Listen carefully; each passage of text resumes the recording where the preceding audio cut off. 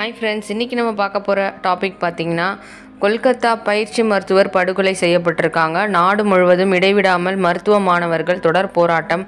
அது மட்டும் இல்லை, லேட்டஸ்ட் அப்டேட் அவங்களுடைய உடற்கூராய்வில் என்ன சொல்லியிருக்காங்க, அதை பற்றி தான் பார்க்க போகிறோம். வாங்க வீடியோக்குள்ளே போகலாம்.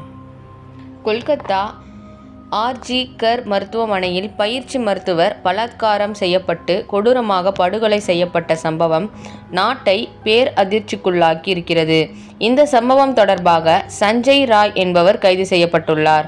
ஆனாலும் பயிற்சி மருத்துவர் படுகொலையில் பின்னணி குறித்து பல்வேறு சந்தேகங்கள் எழுப்பப்பட்டு வருகின்றன. இதனையடுத்து கொல்கத்தா உயர்நீதிமன்ற உத்தரவின் அடிப்படையில் சிபிஐ அதிகாரிகள் விசாரணை நடத்தி வருகிறார்கள். ஆர்ஜி கர் மருத்துவ கல்லூரியில் முதல்வர் பதவியை ராஜினாமா செய்த சந்தீப் கோஷ் உள்ளிட்ட பலரிடமும் சிபிஐ அதிகாரிகள் விசாரணை நடத்தி வருகின்றனர். இதனிடையே ஆர்ஜி கர் மருத்துவமனையை ஒரு கும்பல் அடித்து நொறுக்கி சூறையாடியது. இது தொடர்பாக 17 பேர் கைது செய்யப்பட்டும் உள்ளனர். இந்த நிலையில் நாட்டின் பல்வேறு பகுதிகளில் இன்றும் மருத்துவ மாணவர்கள் தொடர் போராட்டத்தை நடத்தினர். கொல்கத்தாவில் ஒரு வாரமாக போராடி வரும் மருத்துவ மாணவர்கள் தங்களுக்கு நியாயம் கிடைக்கும் வரை போராட்டம் நீடிக்கும் என்கிறார்கள். டெல்லியிலும் பல்வேறு கல்வி நிறுவனங்களை சேர்ந்த மருத்துவ மாணவர்கள் நிர்மான் பவன் முன்பாக நின்று திரண்டு போராட்டம் நடத்தினர். கொல்கத்தாவில் மருத்துவ மாணவர்களுக்கு ஆதரவாக வழக்கறிஞர்கள் பேரணி நடத்தினர். சண்டிகரில் கொல்கத்தா சம்பவத்திற்கு நீதி கோரி மருத்துவர்கள் போராட்டம் நடத்தினர்.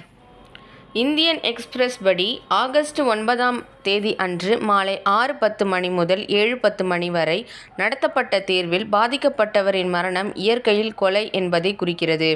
அறிக்கையின்படி மூச்சு திணறலுடன் தொடர்புடைய கையால் கழுத்தை நெரித்ததன் விளைவுகளால் மரணம் ஏற்பட்டது. மேலும் கூறுகிறது, அவர்களுடைய பிறப்புறுப்பில் வலுக்கட்டாயமாக ஊடுருவல் செருகப்பட்டதற்கான மருத்துவ சான்றுகள் உள்ளன. பாலியல் வன்கொடுமை சாத்தியம். பாதிக்கப்பட்டவர்களின் உடலில் கன்னங்கள், உதடுகள், மூக்கு, கழுத்து, கைகள் மற்றும் முழங்கால்களில் சிராய்ப்புகள் மற்றும் அந்தரங்க பாகங்களில் காயங்கள் உட்பட 16 வெளிப்புற காயங்கள் இருந்தன. கூடுதலாக ஐஇ-இன் படி கழுத்து, உச்சந்தலையில் மற்றும் பிற பகுதிகளில் தசைகளில் 9 உள்காயங்கள் பதிவு செய்யப்பட்டுள்ளது. முதலில் கொல்கத்தா காவல்துறையால் கையாளப்பட்ட இந்த வழக்கு உள்ளூர் காவல்துறையின் விசாரணையை கையாள்வதில் பரவலாக விமர்சனங்களை தொடர்ந்து மத்திய புலனாய்வு பிரிவுக்கு சிபிஐ மாற்றப்பட்டது. இதில் 1க்கும் மேற்பட்ட குற்றவாளிகள் இருக்கிறார்கள் என்பது குறித்து சிபிஐ விசாரிக்கும். அதிகரித்து வரும் மக்களின் எதிர்ப்பின் வெளிச்சத்தில் உச்சநீதிமன்றம் இந்த வழக்கினை தானாக முன்வந்து விசாரணை செய்து ஆகஸ்ட் 20ஆம் தேதி விசாரணைக்கு வருகிறது.